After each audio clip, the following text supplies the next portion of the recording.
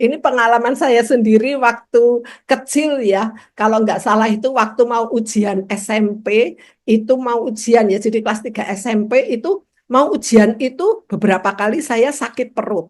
Ya, saya juga tidak tahu, wong saya yang nggak makan apa-apa. Tapi ibu saya bilang, ini kamu ini stres. Ternyata dalam kondisi stres itu terkait juga dengan fungsi gut yang abnormal atau disebut sebagai dysbiosis.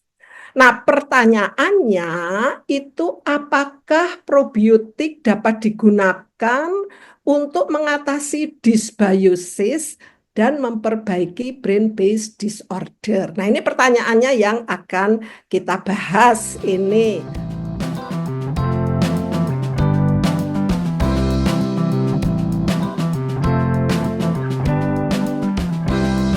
Judul yang diberikan ke saya ini adalah peran probiotik dalam mengurangi kecemasan. Nah, sebelumnya mari kita bahas dulu ya, apa itu probiotik supaya kita bisa paham. Karena banyak juga yang beranggapan bahwa probiotik itu adalah mikroorganisme hidup yang dikonsumsi. Berbagai makanan fermentasi yang ada mikroorganisme hidupnya seperti tape. Ada juga yang mengatakan tempe itu juga sumber probiotik karena diperoleh melalui proses fermentasi, ya. Padahal tidak demikian.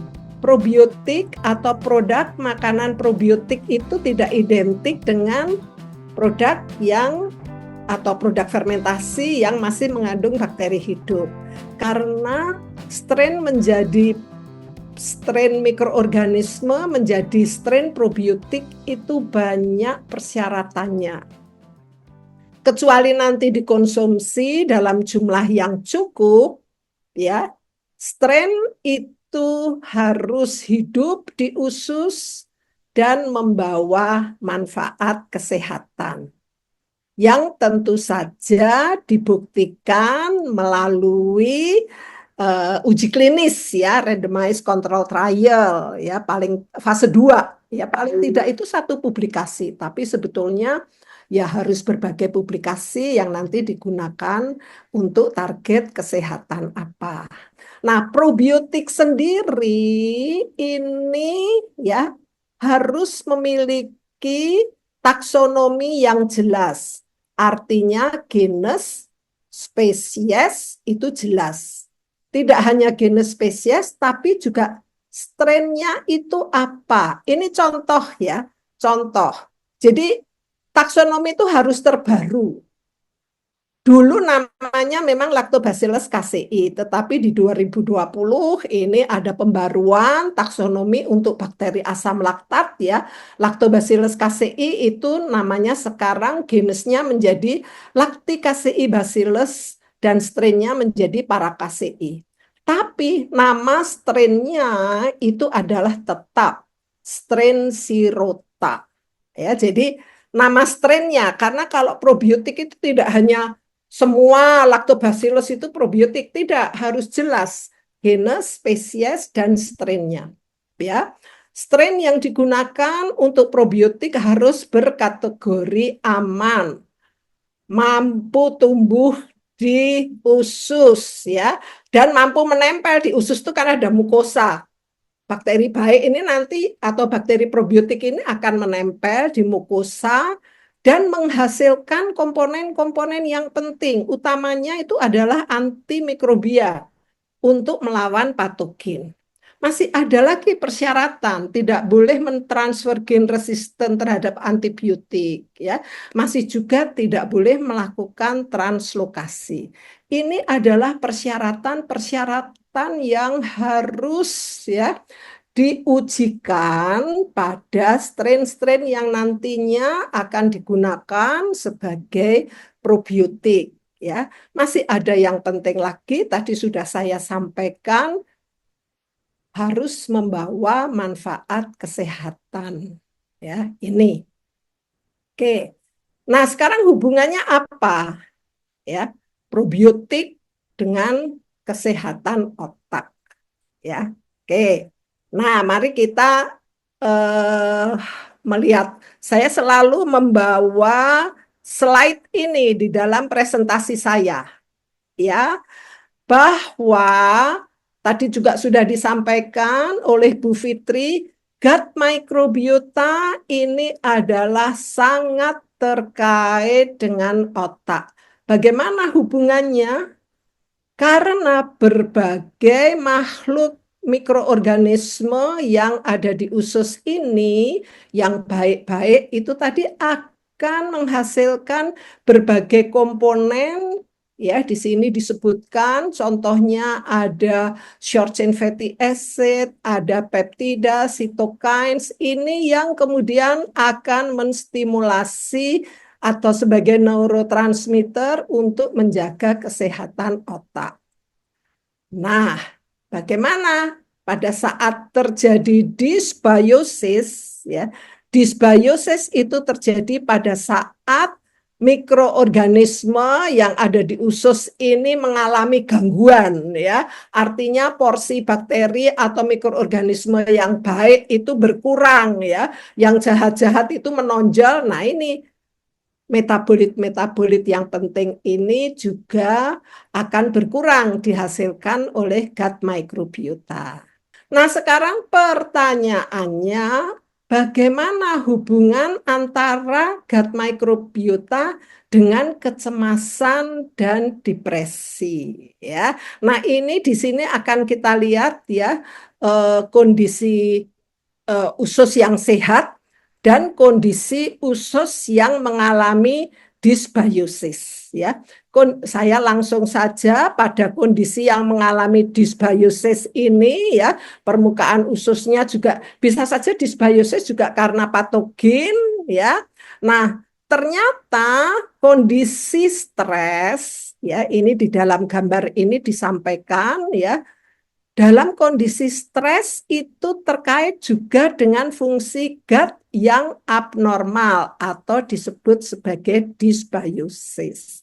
Nah, pertanyaannya itu apakah probiotik dapat digunakan untuk mengatasi dysbiosis dan memperbaiki brain-based disorder? Nah, ini pertanyaannya yang akan kita bahas ini.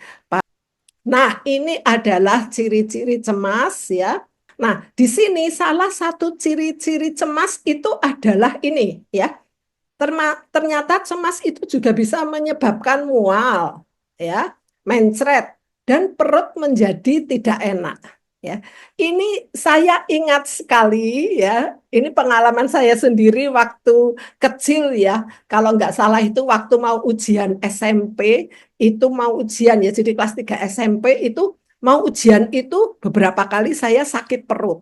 Ya, saya juga tidak tahu, wong saya yang nggak makan apa-apa. Tapi ibu saya bilang, ini kamu ini apa namanya apa ya stres gitu, ya. Ternyata memang, ya, mahasiswa atau anak-anak siswa, ya, yang mau ujian itu yang stres itu bisa muncul, ya, sakit perut. Ya, ini nanti yang akan ada pembuktian mengenai peran probiotik dengan mengatasi sakit perut, ya, mahasiswa yang akan ujian. Nah, ini adalah paper-paper yang saya gunakan untuk menjelaskan hubungan antara probiotik dan kecemasan, ya. Yang saya pilih itu adalah paper yang paling baru, itu di 2024, itu diikuti, ya, beberapa review, ya. Ada beberapa review memang muncul, ya, kesimpulan probiotik itu membawa manfaat untuk kesehatan otak. Di sini khusus untuk kecemasan dan depresi. Nah, teorinya bagaimana? Ya, paper ini menjelaskan teori peran gut microbiota dan juga probiotik, yaitu dalam menghasilkan metabolit-metabolit yang penting untuk kesehatan otak, yang dapat mencegah kecemasan maupun depresi. Ya, ini bakteri-bakteri baiknya itu ada, ya. Ya, ini bakteri probiotik ya, ada Bifidobacterium ataupun Lactobacillus ya. Ini nanti akan mendukung beberapa komponen ya. Terus kalau kita lihat di sini, ini komponennya apa saja? Ada short chain fatty acid, ada GABA, tadi juga sudah disampaikan juga oleh Bu Fitri. Kemudian ada neuropinephrine, dopamin, serotonin. Ini semua dihasilkan oleh bakteri-bakteri yang baik yang ada di usus. Dan adanya short chain fatty acid ataupun adanya bakteri yang baik itu juga dapat menekan munculnya beberapa komponen yang menyebabkan kecemasan maupun depresi. Ya, ini teori yang terbaru ya. Oke, nah berikutnya ini adalah paper di tahun 2020 ya. Ini probiotik dan gut microbiota brain axis ini fokus pada psikiatri. Ya, nanti juga ada beberapa hasil penelitiannya. Ya, di sini juga disampaikan bahwa mikrobiota usus ini memiliki peran dalam memodulasi homeostatis central nervous system ya, atau sistem saraf pusat melalui komponen-komponen yang tadi juga sudah saya sebutkan ya. Jadi memang diperlukan menjaga kondisi gut mikrobiota usus ini ya, kondisinya baik ya, artinya dipenuhi dengan bakteri-bakteri baik yang nantinya komponen-komponen yang akan dihasilkan itu akan mendukung kesehatan otak. Ini jadi sudah ada 3 paper yang menyampaikan seperti itu.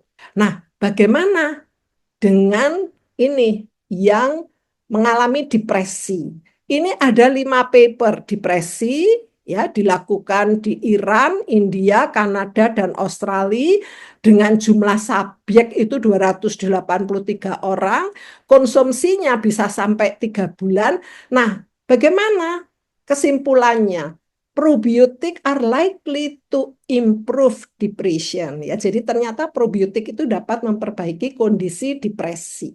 Ya, tentu saja di sini juga mengambil suatu kesimpulan ya. Memang terapi didasarkan pada gut microbiota ini ya dapat direkomendasikan untuk mereka-mereka yang mengalami depresi. Tujuannya yaitu meningkatkan bakteri baik yang ada di usus dan juga untuk memperbaiki mood ya, mood itu ya, perasaan ya, melalui gut brain axis ya.